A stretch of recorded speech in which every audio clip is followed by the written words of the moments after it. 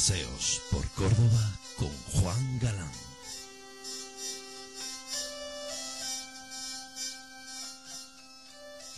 Juan, muy buenas. Hola, muy buenos días. Bien, estamos de nuevo hablando de las calles de Córdoba, paseando por Córdoba. La semana pasada estuvimos en Cardenal González. ¿Y hoy dónde nos llevas? Bueno, pues vamos a continuar con Cardenal González, porque como ya apuntamos el otro día, se le quitó a un tramo de esa calle el nombre y se le singularizó con un nombre propio.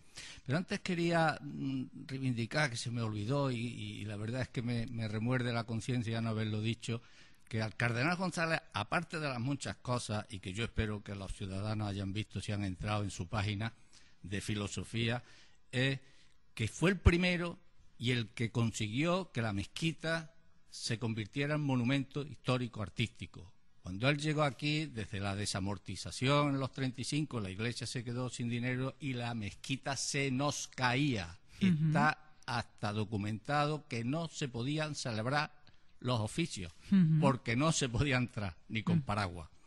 Y él fue el que le hizo caso a Amador de los Ríos, a Romero Barros, y con su dinero empezó a repararla, y luego consiguió que ya el Estado la convirtiera en el año 82, sí, que fue en su época. Él se va de aquí en el 83, y consiguió que la mezquita empezara a mantenerse y a ponerse en valor. Eso tiene mucho valor también, porque, bueno, la historia de la mezquita es controversial. Tenías ahí esa espinita, ya te la has quitado del corazón. Creo que le debemos ese honor, porque y de verdad se me olvidó, y creo que es un detalle importante ese para la biografía de esa persona. ¿Y el tramo del que nos hablas hoy es...? En el año 86 se tuvo una idea que parecía original, y ahora veremos que no lo fue, pero que era identificar las 4 calles que circundan la mezquita con nombres propios, que no lo compartieran con nadie. Bueno, pues esa idea ya la tuvo el director del Instituto de Segunda Enseñanza, Eloy Góngora, en 1911, pero él dio una idea que era todavía más curiosa, porque él quería ponerle los 4 nombres de sus constructores, sí, a Derramán I, a Derramán II y Sen II, y Almanzor, a las 4 calles que la circundaban. Pero, en fin, bueno, no fue posible, y en este caso fue mi amiga Teresa Álvarez la que se le ocurrió el singularizar ese tramo con nombre propio, y ahora pues cada tramo o cada lateral de la calle tiene su nombre exclusivo. Y le puso un nombre muy, muy importante también para la mezquita, porque don Luis de Mesías de la Cerda, que no don Luis de la Cerda, era el alcalde de aquella época, el alcalde corregidor, el 24 de la ciudad, que prohibió cuando en 1523 el obispo Manrique empieza a derribar la mitad del núcleo, el corazón de la mezquita para meter allí su crucero, se opone rotundamente con un bando. El obispo no le hace caso y dicta un bando condenando a muerte a todo artesano, albañil, carpintero, cantero, que participara en esa obra, en tanto y cuanto el rey no se pronunciara. Bueno, aquello le valió a todos los 24 la excomunión. Estamos hablando de 1523. La excomunión en 1523, la vida no tenía valor porque estaban en guerra, la gente moría con mucha facilidad.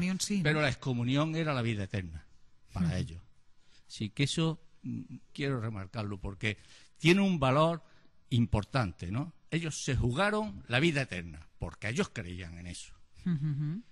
Y se la jugaron por salvar la integridad de la mezquita.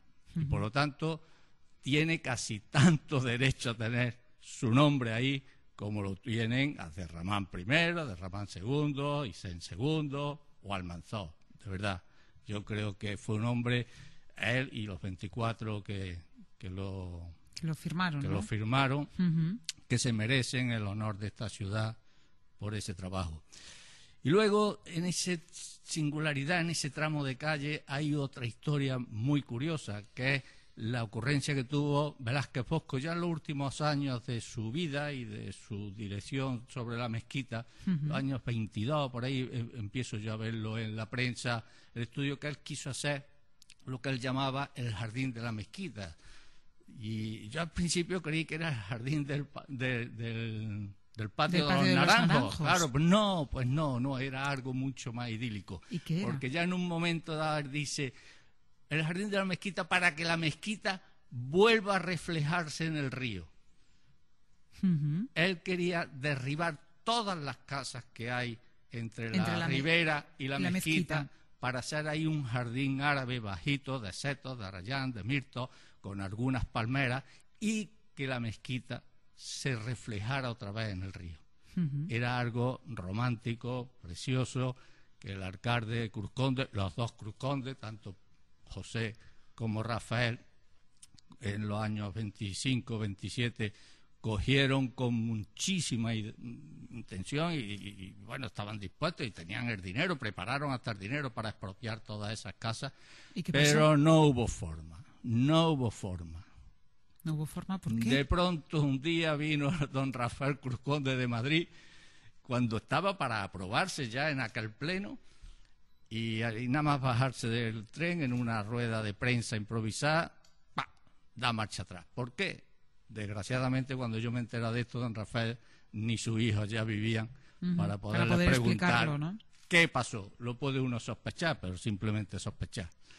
Luego lo recogió otra vez sus hijos, don Antonio Cruz Conde y don Alfonso. Recogió de nuevo el proyecto, ¿no?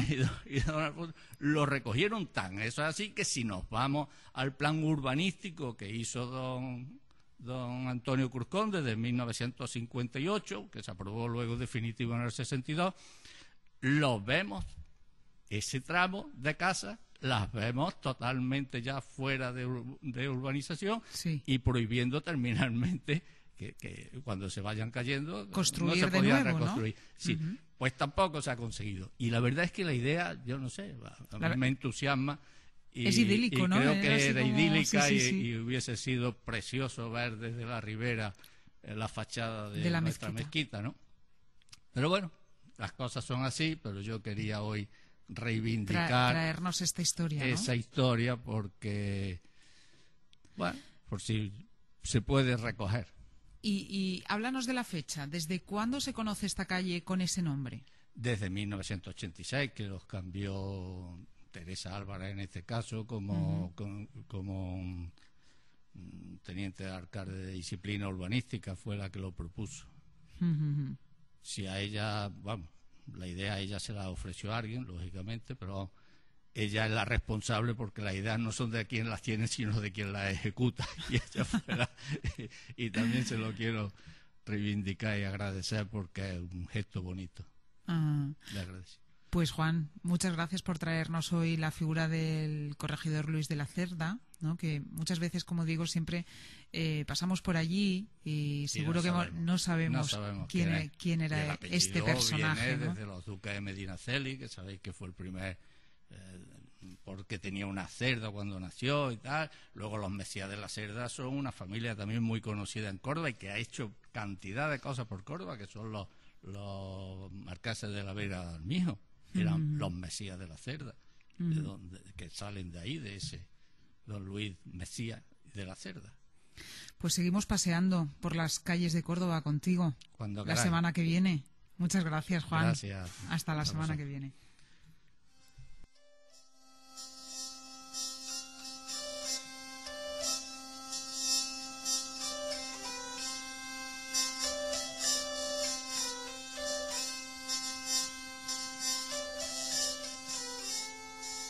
Paseos por Córdoba con Juan Galán.